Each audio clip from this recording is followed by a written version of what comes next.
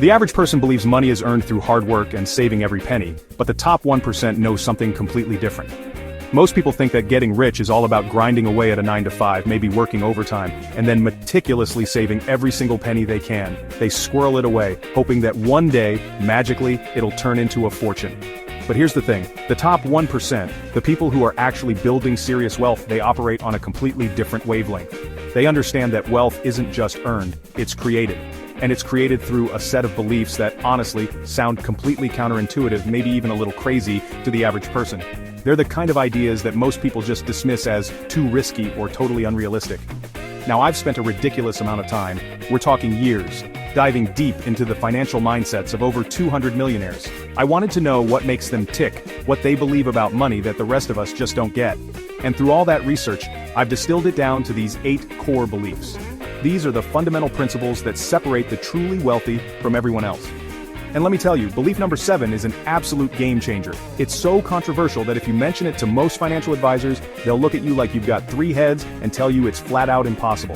They'll say it can't be done, but the wealthy are doing it every single day. So by the time you finish watching this video, you're going to have a crystal clear understanding of why your current beliefs about money might actually be the very things holding you back, keeping you stuck in the same financial spot.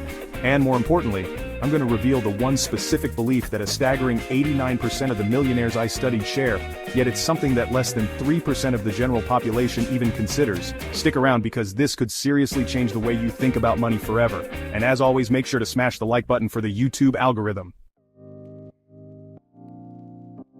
Alright, let's kick things off with the absolute cornerstone of wealthy thinking, the understanding that true, sustainable wealth is overwhelmingly built through investing, not just by hoarding cash in a savings account.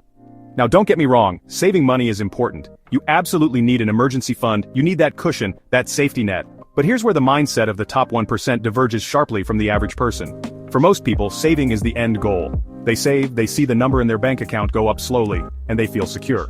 For the wealthy, however, saving is merely the first step, the prerequisite to the real wealth-building activity, investing. They see saved money not as a treasure to be guarded but as capital to be deployed, as seeds that can grow into a much larger forest. It's about making your money work for you, instead of you constantly working for your money. Think about it this way. Money sitting in a low-interest savings account, especially in the current economic climate, is often losing value over time due to inflation. That $100 you save today might only have the purchasing power of $97 or $95 next year. It's a slow erosion of your hard-earned cash. The wealthy understand this implicitly. They know that to truly grow their net worth, their money needs to be put into assets that have the potential to outpace inflation and generate significant returns. This is where the magic of compound interest really comes into play, and it's a concept the wealthy worship. Compound interest, as I'm sure many of you know, is basically interest earning interest. When you invest, the returns you make can then be reinvested, and those reinvested returns start generating their own returns. Now, this next belief is where things start to get really interesting. And it's something that often makes people a little uncomfortable at first. The wealthy are masters at using other people's money, or OPM, to build their fortunes. This sounds a bit like what a con artist would do, right? But in the world of finance and investing, it's a perfectly legitimate and incredibly powerful strategy when used correctly.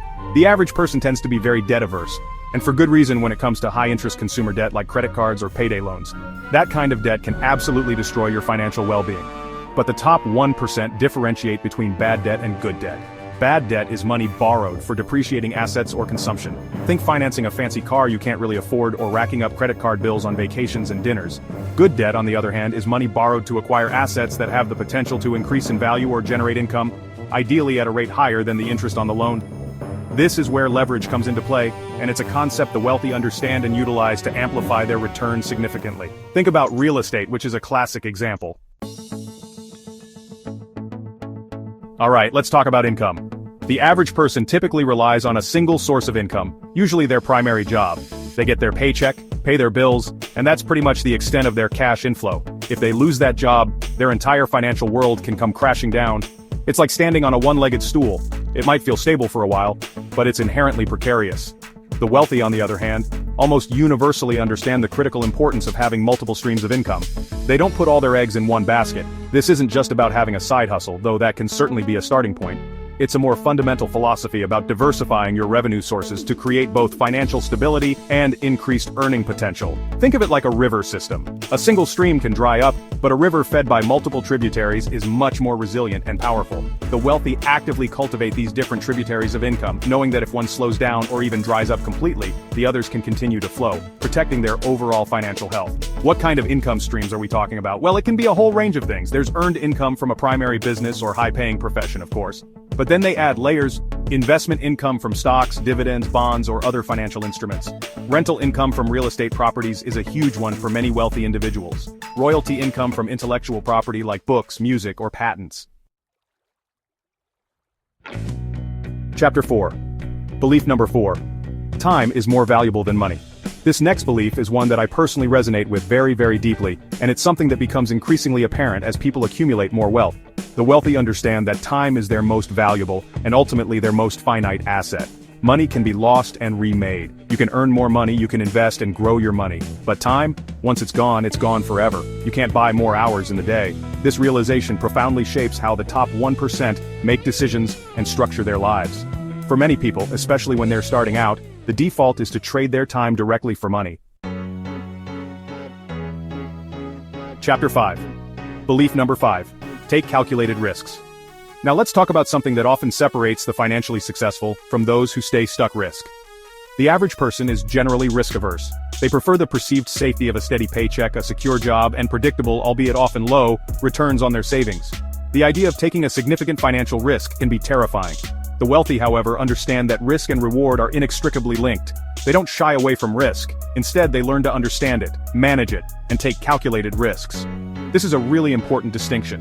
We're not talking about reckless gambling or blindly throwing money at speculative ventures. That's not smart, and it's not how sustainable wealth is built. We're talking about making informed decisions where the potential upside significantly outweighs the potential downside, even if there's a chance of loss. The wealthy are adept at assessing risk, doing their due diligence, and then making a move if the numbers and the opportunity make sense. They understand that avoiding all risk often means avoiding all significant opportunity for growth. Think about starting a business. That's inherently risky. Statistics show that many new businesses fail, but the potential rewards, financial independence, creating something impactful, massive wealth generation, can be enormous. The wealthy entrepreneur doesn't ignore the risks. They meticulously plan, research their market, create a solid business plan, and often start small or test their ideas before going all in. They try to mitigate the risks as much as possible, but they accept that some level of risk is unavoidable if they want to achieve outsized returns. Chapter 6. Belief number 6. Network with other successful people. This belief is all about the power of association. The wealthy actively and intentionally network with other successful, like-minded individuals. You've probably heard the saying, you are the average of the 5 people you spend the most time with. The top 1% take this very seriously, understanding that their network is one of their most valuable assets. It's not just about schmoozing at cocktail parties, it's about building genuine relationships with people who can offer insights, opportunities, mentorship, and support. The average person might have a social circle based on proximity or shared history. Old school friends, neighbors, colleagues in the same department, and there's nothing wrong with that. But the wealthy often make a conscious effort to expand their network to include people who are playing the game of business and finance at a high level. Chapter 7. Belief number 7. Money is a tool, not the ultimate goal. Alright, now we've arrived at belief number 7, and this is the one I mentioned earlier, the one that financial advisors might tell you is impossible, or at least not the way they'd frame it. It's the belief that money for the truly wealthy is primarily a tool, not the ultimate end goal in itself. This might sound counterintuitive, right? Aren't rich people obsessed with money? Well, yes and no. They are certainly focused on acquiring and growing it, but their reason for doing so often transcends the mere accumulation of dollars. For many people, the goal is the money. They want $1 million or $10 million, because the number itself represents success or security. Financial advisors often help people set monetary targets for retirement, but for a significant portion of the top 1%, particularly those who are self-made or entrepreneurial, money is seen as a resource, an enabler, a means to achieve something bigger. The pursuit is often for freedom, impact, a legacy, or the ability to pursue passions and solve problems. The money is the fuel, not the destination. Think about it. What can money as a tool actually do? It can buy back your time, as we discussed earlier, giving you the freedom to choose how you spend your days. Chapter 8. Belief number 8. Continuous learning and self-improvement. And finally, we come to belief number 8, which is arguably the foundation that supports all the others. The wealthy have an unwavering commitment to continuous learning and self-improvement. They understand that their most valuable asset isn't just their money or their businesses, it's their own knowledge, skills, and mindset. In a rapidly changing world, they know that standing still is equivalent to falling behind, therefore they are perpetual students. This isn't just about formal education, although many successful people have strong academic backgrounds. It's about a lifelong habit of seeking out new information, acquiring new skills, and constantly working to become better versions of themselves. They read voraciously books, industry publications, financial news. They listen to podcasts, attend seminars and workshops, take online courses. They are curious and open to new ideas, even if those ideas challenge their existing beliefs. They understand that the investment in their own mind yields the highest returns. Think about how quickly industries change, how new technologies emerge, and how economic landscapes shift. The strategies that worked 10 years ago might be obsolete today. Your path to thinking differently. So, there you have it. The 8 core money beliefs that truly separate the top 1%. It's not just about working harder, it's about thinking differently and strategically. From prioritizing investing to leveraging other people's money, building multiple income streams, and understanding that time is your most precious asset. These beliefs form a powerful framework for wealth creation. Remember, seeing money as a tool, not the end goal, is a huge mindset shift. My challenge to you is to pick one belief this week and start applying it to your life. Thank you so much for watching. Smash the like button, subscribe, and comment below. See you again very, very soon.